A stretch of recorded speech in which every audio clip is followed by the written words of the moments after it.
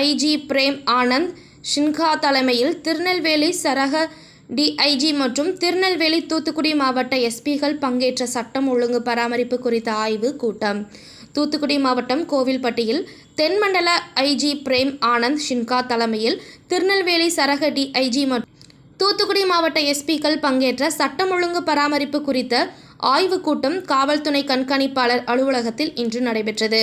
நெல்லை சரக டிஐஜி மூர்த்தி, தூத்துக்குடி மாவட்ட காவல் கண்காணிப்பாளர் பாலாஜி சரவணன், திருநெல்வேலி மாவட்ட காவல் கண்காணிப்பாளர் சிலம்பரசன் ஆகியோர் பங்கேற்றனர்.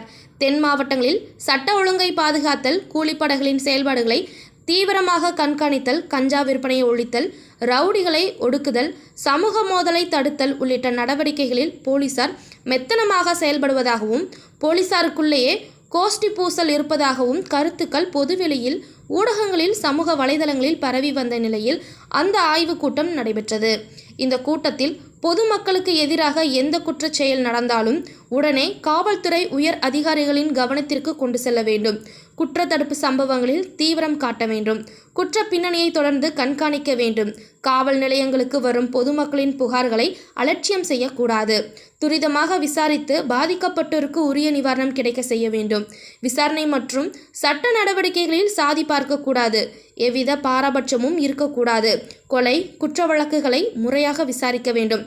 ரவுடிகள், கூலிப்படைகள், கஞ்சா, போதைப் பொருட்கள், லாரி ஒழித்தல் உள்ளிட்ட குற்ற செயல்களை தடுக்க அக்கறை செலுத்த வேண்டும். காவல்துறை மீதான இமேஜ் பொதுமக்கள் மத்தியில் பாதிக்காமல் நேர்மையாக பணியாற்ற வேண்டும் என ஆய்வுக் கூட்டத்தில் அறிவுரைகள் வழங்கியதாக கூறப்படுகிறது.